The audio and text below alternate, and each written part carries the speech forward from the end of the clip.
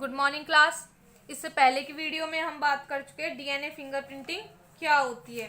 DNA fingerprinting में हम किस चीज़ की जांच करते हैं और कैसे एक व्यक्ति की फिंगरप्रिंटिंग दूसरे व्यक्ति की फिंगरप्रिंटिंग से अलग होती है और क्यों वो मैच नहीं खाती है। इन सब बातों के बारे में हम बात कर चुके हैं।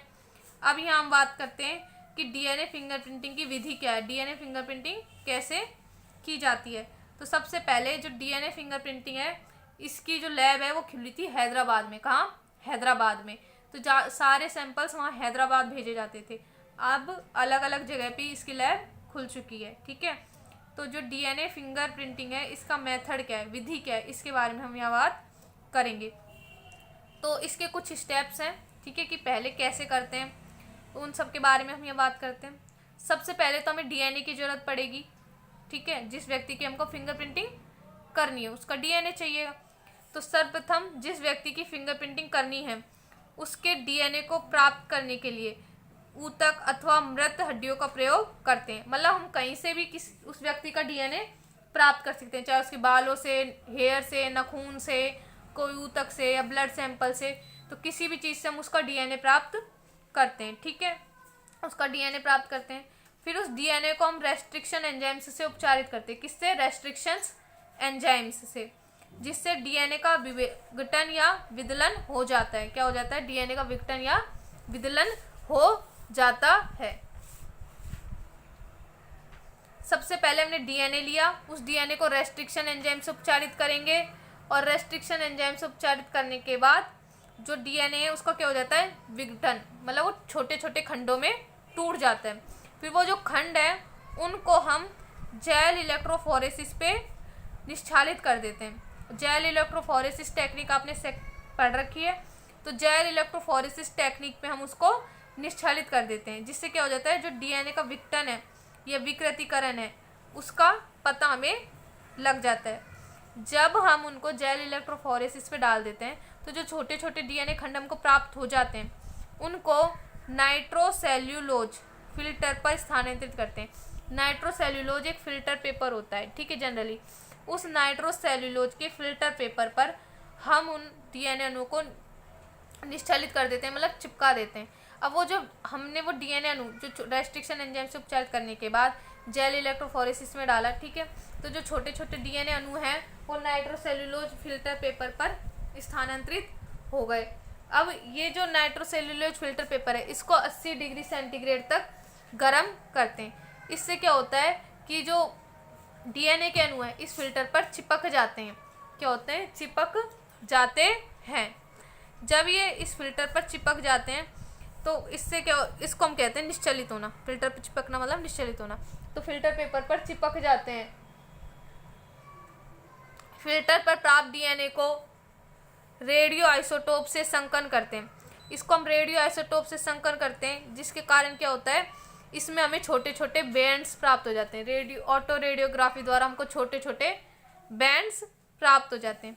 और ये जो हमको बैंड मिलते हैं ना, ये ही क्या होते हैं, ये बैंड ही क्या होते हैं, डीएनए फिंगरप्रिंटिंग होते हैं। इस तरह से अगर हम देखें तो आपको मैं बताऊं, इस तरह से छोटे छोटे हमको बैंड्स मिल जाएंगे। ठीक है, ऐसे डीएनए के छोटे छोटे बैंड्स प्राप्त हो जाते हैं। और ये जो बैंड होते हैं ना, यही क्या होते हैं, डीएनए फिंगर प्रिंटिंग होते हैं। ठीक है, और ये जो बैंड है, ये जो हमको प्राप्त हुए हैं, ये एक व्यक्ति का दूसरे व्यक्ति से कभी भी मैच नहीं खाएगा, या एक व्यक्ति का डीएनए फिंगरप्रिंटिंग कभी भी दूसरे से मैच नहीं करता। ये जो बैंड प्राप्त होते हैं इन्हें ही फिंगरप्रिंटिंग कहा जाता है। इन्हें ही क्या कहते हैं हम? फिंगरप्रिंटिंग कहते हैं। नोट, प्रत्येक व्यक्ति की फिंगरप्रिंटिंग के आधार पर उसकी पहचान की जा सकती है।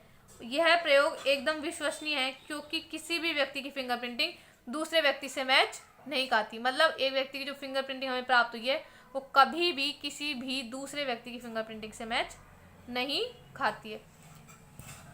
आप सबसे पहले हमने कोई डीएनए लिया, ठीक है, उस डीएनए को हमने रेस्ट्रिक्शन एंजाइम से उपचारित किया, जिससे वो डीएनए छोटे छोटे खंडों में टूट गया। उसके बाद हम उसको जेल इलेक्ट्रोफोरेसिस पे अंकन करते हैं। ये मशीन की तरह होता है, जिससे हमें डीएनए के छोटे छोटे बैंड्स प्राप्त होते हैं। ठीक है, इसके बाद हम इनको नाइट्रोसेल्यूलोज फिल्टर पेपर पर स्थानांतरित कर देते हैं और उस फिल्टर को 80 डिग्री सेंटीग्रेड तक गर्म करते हैं, जिससे जो डीएनए के बैंड है उस फिल्टर पेपर पर एकदम अच्छे से सेट हो जाते हैं, निश्चलित हो जाते हैं, चिपक जाते हैं। ठीक है, इसके बाद हम रेडियो आइसोटोप और आयोटो रेडियोग्राफी द्वारा इनका संकलन करते हैं या इन डीएनए के बैंड्स प्राप्त करते हैं। ठीक है, और जो हमको इनके बाद बैंड्स प्राप्त होते हैं ना, वो ही डीएनए फिंगरप्रिंटिंग होते हैं। वो ही क्या होते हैं? डीएनए फिंगर प्रिंटिंग होते हैं। ओके, और हर व्यक्ति के डीएनए फिंगरप्रिंटिंग एक दूसरे से मैच नहीं खा सकती। ये जो बैंड है इन्हें हम डीएनए फिंगरप्रिंट्स कहते हैं। ठीक है, और ये एकदम 100% प्योर और एकदम विश्वसनीय एक्सपेरिमेंट होता है ना, क्योंकि डीएनए एक व्यक्ति का दूसरे व्यक्ति से कभी भी मैच नहीं होता। नेक्स्ट, अब इसके यूजेस क्या हैं? Uses of DNA fingerprinting. जो डीएनए फिंगरप्रिंटिंग है इसका क्या उपयोग है? तो फसलों की किस्मों के पेटेंट में काम में आती है। अब किसी भी किसान ने कोई फसल है, कोई नई वैरायटी जब भी कोई वैज्ञानिक बनाता है, ठीक है, नई वैरायटी, तो उस वैरायटी का पेटेंट कर सकता है, उसके जीनोम का, क्योंकि वो जीनोम ही है जिसकी वजह से वो वैरायटी है। किसी भी चीज़ के लक्षण उसके जीनोम की वजह से होते हैं। ठीक है, तो हम वो जो जीनोम है उसकी फिंगरप्रिंटिंग का पेटेंट कर सकते हैं, जिससे आगे अगर कोई दूसरा व्यक्ति उस पर अपना हक नहीं जमा सकता। ठीक है, तो फसलों की किस्मों के पेटेंट में काम में आ सकती है। फॉरेंसिक में आजकल डीएनए फिंगरप्रिंटिंग बहुत यूज ली जाती है। फॉरेंसिक में सूक्ष्म जीवों के विभेदों की पहचान में सहायक सिद्ध होती है। जितने भी सूक्ष्म जीव हैं उन सब की पहचान हम इससे कर सकते हैं। फसलों की विभिन्न जातियों की पहचान हम सुरक्षित रख सकते हैं। विभिन्न फसलों की जातियों की जो पहचान है उसको हम सुरक्षित इसके द्वारा रख सकते हैं। जेनेटिक काउंसलिंग, मतलब जहाँ पे हमें आनुवंशिक पदार्थों के बारे में पता लगाना है, आनुवंशिक पदार्थ यानी डीएनए, इसके बारे में पता लगाना है, वहाँ पे ये डीएनए फिंगरप्रिंटिंग बहुत काम में आती है। बोन मैरो ट्रांसप्लांट में दाता कोशिकाओं की जानकारी प्राप्त करने के लिए फिंगरप्रिंटिंग का यूज करते हैं। बोन मैरो मतलब जो अस्थि मज्जा है उसका अगर जब ट्रांसप्लांट होता है तो एक व्यक्ति का डीएनए देखा जाता है, ब्लड सैंपल, डीएनए वगैरह क्या है, तो उसके ट्रांसप्लांटेशन में भी ये बहुत महत्वपूर्ण होती है। अगर कोई पशु मर जाए, चोरी चला जाए, तो उनमें हम पशुओं के डीएनए वगैरह की जांच करने में इसका यूज कर सकते हैं। नेक्स्ट, इसके और यूज हैं, जैसे बिछड़े बच्चे को माँ बाप से पहचान करवाने में। मतलब कई बार होता है ना कि कौन सा बच्चा है उनका माँ बाप का, और कई 2-3 बच्चे होते हैं, तो उनमें से कौन सा है, तो हम डीएनए फिंगरप्रिंटिंग की मदद से पता लगा सकते हैं। जैसे कि एक फादर है, उसकी डीएनए फिंगरप्रिंटिंग हमने प्राप्त की, ये है। मदर की डीएनए फिंगरप्रिंटिंग ये है। तो ये 2 पर्सन है, इनमें से इनका बच्चा कौन सा है, तो इनमें से किसकी फिंगरप्रिंटिंग इन दोनों से मैच कर रही है। देखिए इसमें तीनों बैंड्स थोड़े हैवी हैं, ठीक है, और यहाँ पे तीनों बैंड्स हैवी किसी में भी नहीं है, ना फादर में ना मदर में, एक बैंड लाइट जरूर है। तो यहाँ पे ये जो पर्सन है इसमें लाइट बैंड भी है और हैवी बैंड्स भी हैं, तो इसकी फिंगरप्रिंटिंग इससे मैच कर रही है। तो मतलब इनका जो फादर मदर है, इनका सन ये है और ये कोई अदर पर्सन है। तो हम इस तरह से डीएनए फिंगरप्रिंटिंग की मदद से इसके बारे में जानकारी प्राप्त कर सकते हैं। ठीक है, नेक्स्ट, अपराध जगत में अपराधियों की पहचान डीएनए फिंगरप्रिंटिंग द्वारा की जा सकती है। अगर कहीं कोई अपराध होता है तो उसमें अपराधियों की डीएनए फिंगरप्रिंटिंग हम ले सकते हैं, फिर हम उस अपराधी की पहचान कर सकते हैं। फॉर एग्जाम्पल, ये कोई अपराधी है जहाँ पे हमें जिसके डीएनए फिंगरप्रिंटिंग मिली है, हमें पता है ये कोई अपराधी, और ये 3 पर्सन है जिनके ऊपर किसी चीज़ का शक है कि हाँ इन्होंने अपराध किया हो सकता है। तो अगर हम इनमें देखें तो इससे मैच कौन की फिंगरप्रिंटिंग करिए, फर्स्ट पर्सन की, इसमें फर्स्ट पर्सन की तो नहीं कर रही, सेकंड की, इसमें केवल 2 ही बैंड है, और थर्ड पर्सन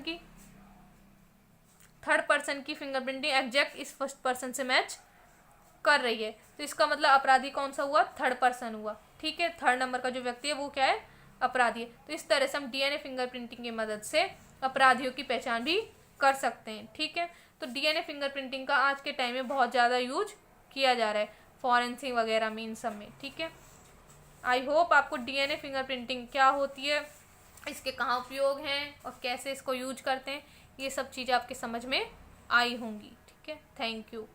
आगे की बात बाद में करेंगे। नेक्स्ट, इस वीडियो में इतना ही। Thank you.